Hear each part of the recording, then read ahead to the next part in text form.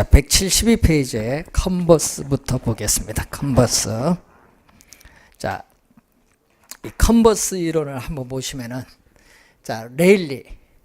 자, 여러분 배우셨던 레일리의 소매 인력의 법칙을 수정을 한 겁니다. 자, 레일리의 소매 인력의 법칙을 수정해서 나타나는 게 바로 컨버스 이론이죠. 컨버스는 수정된 소매 인력의 법칙 또는 컨버스의 뭐라고 한다? 분기점 모형이라고 하죠. 그래서 그러면 수정된 소매 인력의 법칙이니까 이것도 무슨 모형이다? 중력 모형이죠. 그래서 여러분 두 중심지에 있는 두 쇼핑센터에 있어서의 매장 규모, 매장 면적에 비례합니다. 자, 여러분 인구를 뭘로? 매장 면적으로 수정한 거죠. 그리고 분기점으로부터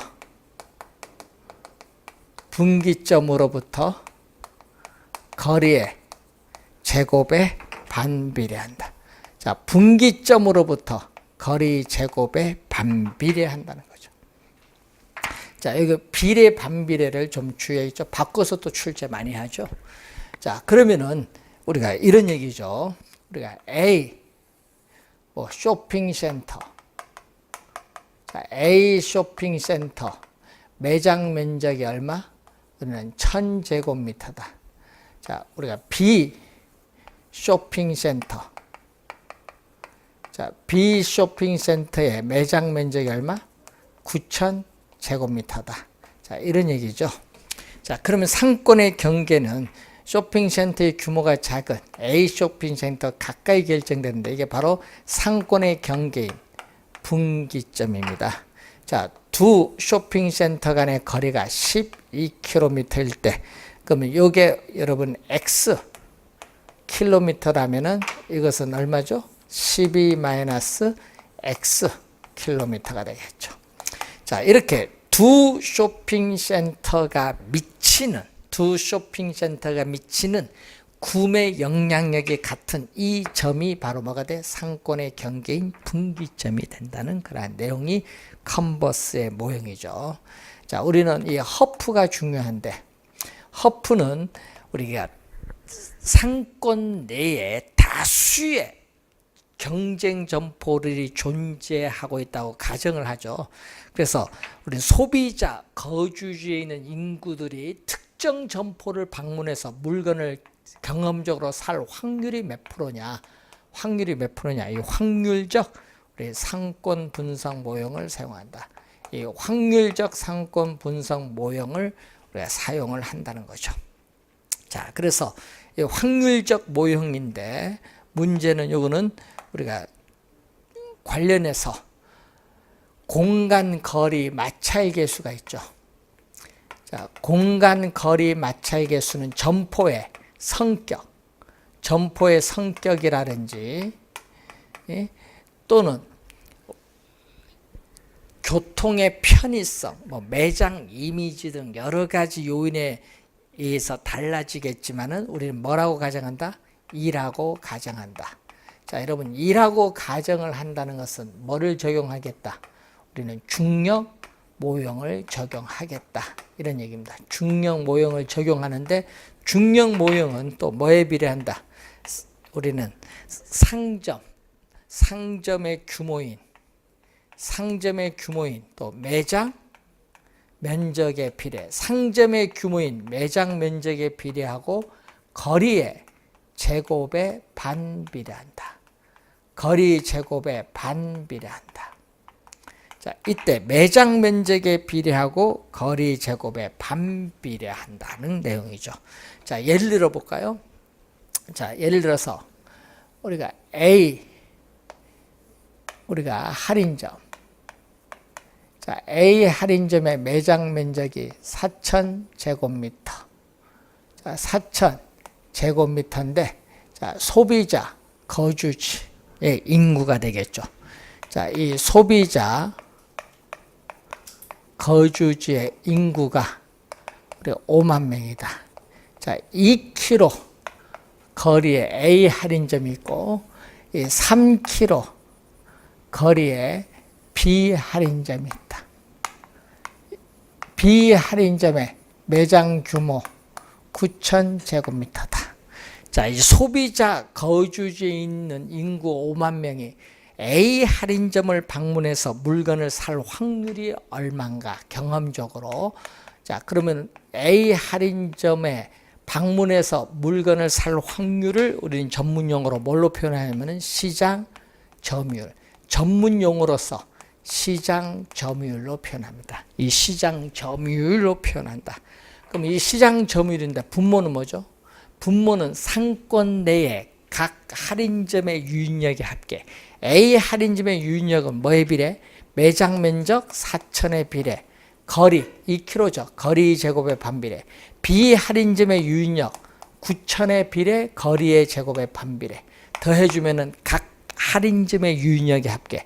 구하고자 하는 A 할인점의 유인력 매장 면적의 비례. 거리 제곱의 반비례. 그럼 얼마가 나오죠? 4천을 4로 나눠주니까 얼마? 1000. 예? 9천을 9로 나눠주니까 1000이니까 2000분의 1000이니까 2분의 1.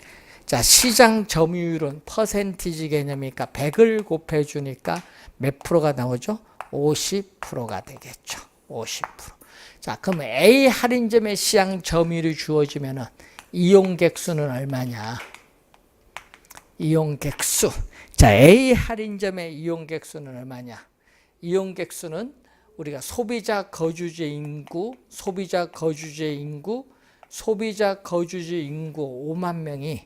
5만 명이 소비자 거주지 인구 5만 명이 특정 점포를 방문해서 물건을 살 확률이 몇 프로다?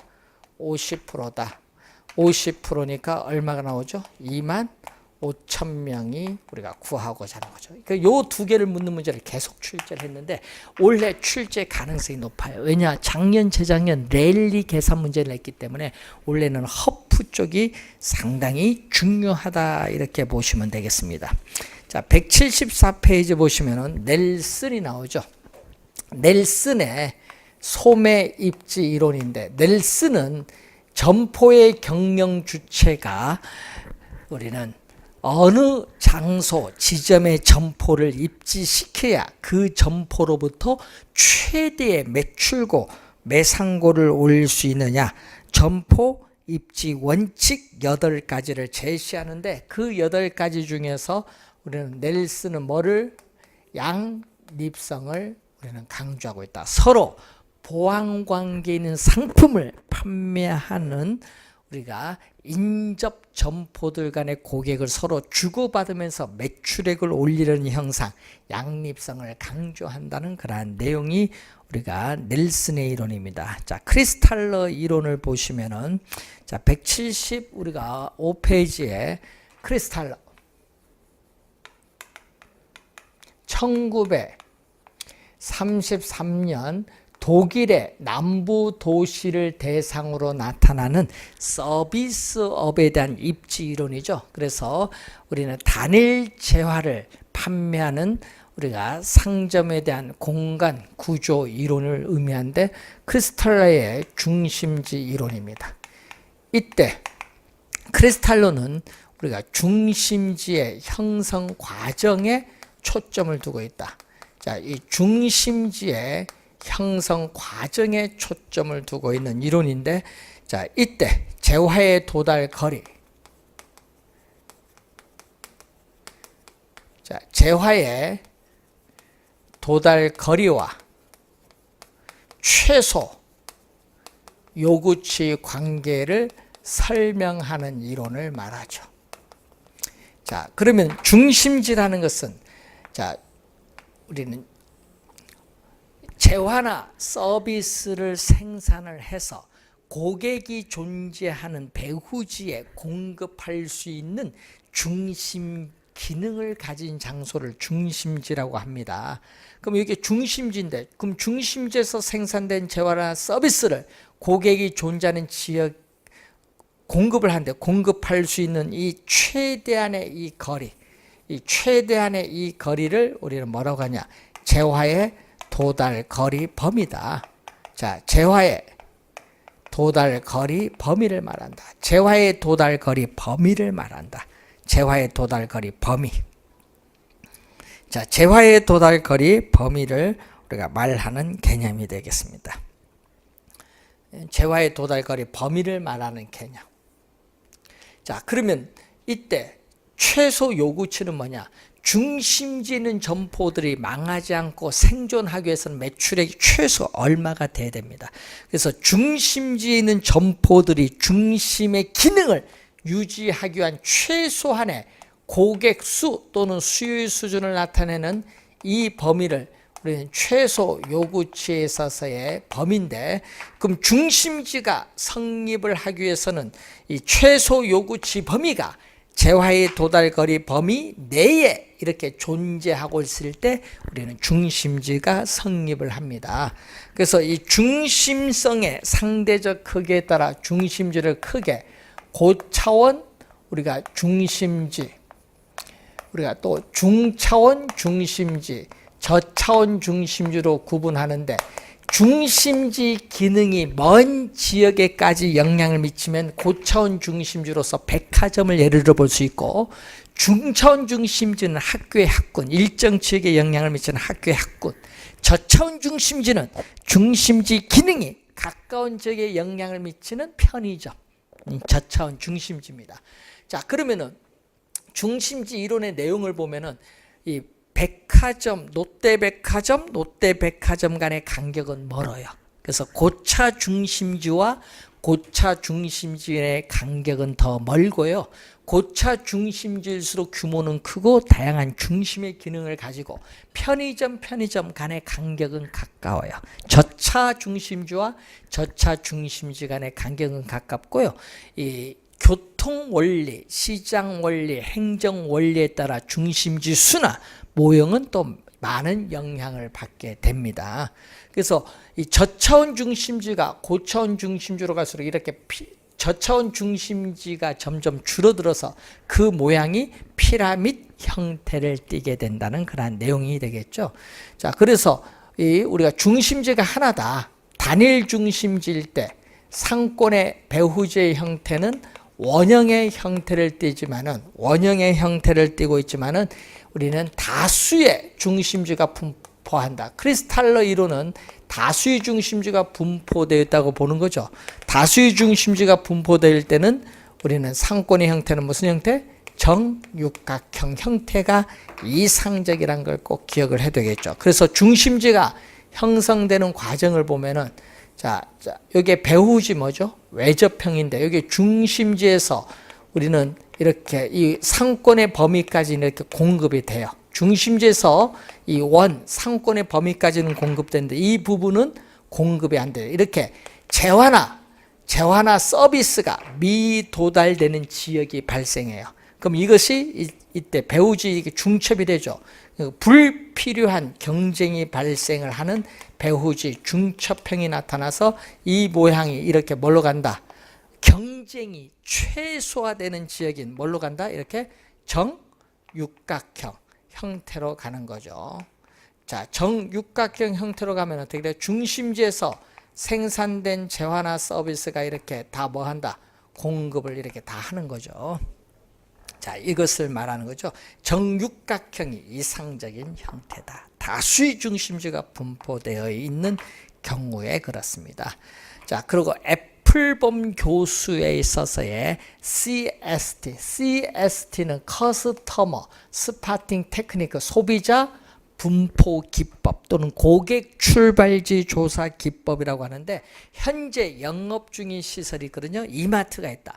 그럼 이마트에 고객이 물건을 사러 옵니다. 그래서 이 면접 인터뷰를 통해서 어디에서 왔는지 지도상에 표시를 함으로써 상권의 범위를 확정하는 모형입니다. 그래서 지리적 상권의 범위를 실무적으로 획정하기 위한 기법이 바로 CST 를 의미하죠. 그래서 상권의 범위를 확정할 수 있고 고객의 특성도 파악할 수 있고 광고, 판매 촉진 전략 수립에 기여할 수도 있고 또 경쟁하고 있는 점포들 간의 경쟁의 정도를 알 수 있고 또 점포 확장할 수 있는 계획에 유용하게 활용할 수 있는 계획이 바로 CST라고 우리가 보시면 되겠죠.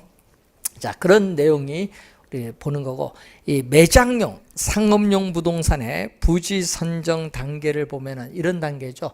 자, 여러분이 우리가 어떤 지역에 이미 영업을 하고 있는 기존의 점포가 있어요. 어떤 지역에 이미 영업을 하고 있는 기존 점포가 있는데, 이 기존 점포에서 우리는 속해 있는 그 지역, 기존 점포가 속해 있는 지역에 있어서 1인당 평균 매상고, 그 지역의 주민들의 소득 수준, 인구 이런 것을 고려해서 우리는 한 개의 점포가 유지되기 위한 최소 요구치가 얼마냐, 이걸 우리가 파악하는 것을 기존 부지의 분석입니다. 그게 바로 기존 부지의 분석을 말하고, 그러면은 기존의 점포가 이제 분석을 합니다. 한 개의 점포가 유지되기 위한 최소 요구치를 파악을 해서, 그 다음에 어떻게 돼요? 우리는 목표로 하고 있는 도시를 충족시켜 주고 있느냐, 충족시켜 주지 못하느냐 분석을 해야 돼요. 그래서 충족시켜 주지 못하는 도시를 대상으로 도시 분석을 하죠. 그래서 할인 현금 수지 분석을 통해서 순현가가 0보다 크면은 어떻게 돼? 신규 점포가 추가로 입지할 여건이 된다는 거고, 순현가가 0보다 작으면은 이미 기존 점포들이 포화 상태에 있기 때문에 신규 점포가 입지하기는 어렵다. 이런 걸 분석하는 겁니다. 자, 그러면은 이렇게 기존 점포가 속해 있는 어떤 도시를 분석하는데, 이 도시의 지역을 이렇게 여러 개로 이렇게 나눌 수 있죠. 이렇게 여러 개로 나눌 수 있어요. 자, 이때 우리가 여기 근린 지역에 대한 분석을 하죠. 그러면은 각 근린 지역을 분석을 했을 때 해당 업종에 대한 주민들의 지출 가능한 금액이 얼마인가 추계를 하게 돼요. 그러면 다 분석을 했을 때 그 중에 어느 하나를 이렇게 선정을 해야 돼요. 이게 뭐죠? 대상 어느 지역, 근린 지역을 하나 선정을 할 때는 어떻게 세 번째 단계에서 구한 해당 업종에 대한 주민들의 지출 가능한 금액과, 그리고 첫 번째에서 분석한 한 개의 점포가 유지되기 위한 최소 요구치 차이가 가장 큰 지역을 선정을 해야 돼요. 그래서 선정을 하면은 요 지역 내 어느 지역에 점포가 입지하는 것이 좋은가, 대상 부지를 선정을 하겠죠. 대상 부지를 선정할 때는 이 최대 수익을 창출할 수 있는 부지를 선정해야 되는데, 대상 부지가 입지함으로써 동일 해산의 다른 점포는 어떻게 돼요? 매출액이 줄어들 수 있기 때문에 대상 부지를 선정할 때는 회사 전체 수익 극대화를 고려해서 선정을 해야 된다는 내용이죠. 그럼 대상 부지를 선정하면은 선정된 이 대상 부지에 있어서의 가능 매상고 또는 잠재 매상고라고 하죠. 포텐셜을 번역한 거죠. 가능 매상고, 우리는 잠재 매상고 얼마냐, 잠재 매상고 얼마냐 추계를 하는 방법이 나와요. 이 추계를 하는 방법 보면은 크게 우리가 비율법, 유추법, 중력, 모형, 그리고 회귀, 모형, 회귀 분석법이 나오죠. 자, 비율법은 우리가 이 점포에서 물건을 사기 위해서 고객이 어디에서 찾아올 거냐, 거래가 가능한 지역을 획정을 하고, 이 점포에서 판매하는 상품을 해서 우리는 판매 우리가 했을 때 우리 예상되는 금액이 얼마냐 이걸 추계하고, 이 지역의 주민들의 1인당 소득 수준 얼마냐 이걸 추계해서 우리가 가처분, 한 가구의 가처분 소득에서 이 점포에서 판매하는 상품의 예상되는 지출액을 추계해서 이 지역의 인구수를 곱하면 이 점포의 예상 매출액을 구할 수 있는 이런 방법이 비율법입니다. 그 과정에서 비율법은 주관성이 가장 많이 개입되는 방법이고, 유추법 또는 점포법이라는 것은 이 점포 갖고 분석하는 것이 아니죠. 이 대상 점포 갖고 분석하는 것이 아니라 이 대상 점포가 속해 있는 동일 회산의 유사 점포를 가지고 이 지역의 시장과 고객을 분석을 해서 대상 점포의 가능 매상고를 우리는 추계하는 방법을 유추법, 유사점포법 또는 유비법이라고 하죠. 자, 중력 모형은 데이비드 허프박스에서 나온 그러한 방법이죠. 우리가 한 상권 내, 여러분 우리가 동일한 지역사회 내 다수의 경쟁 점포가 존재하고 있을 때 우리가 각 개별 점포의 이론적 매상고를 결정해 주죠. 그때 각 개별 점포의 이론적 매상고와 그러면 각 개별 점포의 이론적 매상고와 실제 매상고는 거의 일치하리란 보장이 없거든요. 여기 뭐가 존재한다? 차이가 있죠. 이 차이를 우리가 조정해 주는 개수를 수정 이미지 개수인데, 수정 이미지 개수를 통해서 이 차이를 조정을 해줘요. 그래서 우리는 각 개별 점포에서의 이론적 측면에서의 매상고를 결정해 준다. 각 개별 점포에 있어서의 이론적 매상고를 결정해 주는 게 중력 모형이 되겠고, 나중에 문제집 나오면 이걸 문제를 통해서 어떻게 적용되는지 한번 풀어볼 거고, 회귀 모형은 회귀 분석 모형이죠. 와이르꼬르는 이런 모형, 다중 회귀 분석 모형을 쓰면은 이런 모형인데, 이때 Y는 영향을 받는 종속 변수를 의미하죠. 그래서 우리는 대상, 자 여러분 12회 시험은 이걸 경쟁 점포로 출제했는데, 이 대상 점포에 있어서의 가능 매상고 얼마냐 이걸 구하는 건데, 이거는 영향을 받는 종속 변수를 말하고, 여기에 영향을 주는 여기에 독립 변수가 많죠. 이 독립 변수입니다. 이 가능 매상고에 영향을 미치는 이 독립 변수에는 뭐가 있어요? 뭐 여러분이 우리가 인구라든지 소득 수준이라든지 접근성이라든지 경쟁 점포의 수라든지 매장 이미지라든지 많죠. 자, 이렇게 여러 개의 독립 변수와 종속 변수의 관계를 통계적으로 회귀 분석을 통해서 구하는 모형이 회귀 모형이죠. 그래서 이런 회귀 모형을 통해서 대상 점포의 가능 매상고를 추계하는 방법입니다. 자, 우리 시험 문제 보시면요, 우리가 비율법은 15회 시험에 출제하고 이 전체 내용은 12회 시험에 한번 출제했고, 회귀 모형은 22회 시험에 한번 또 출제했어요. 시험에 나오면 가끔 여기서 출제를 지문에 나와요. 가끔 여기서 출제 지문에 뜹니다. 그래서 이런 지문들이 있다, 이렇게 보시면 되겠습니다. 자, 이까지 해서 상업 입지론을 했는데, 하여튼 여러분 우리 올해 중요한 건 상권 분석 모형의 학자들의 견해인데, 계산 문제는 누가 출제될 가능성이 높다? 원래는 허프가 가능성이 가장 높다는 거 염두에 두시면 되겠고요.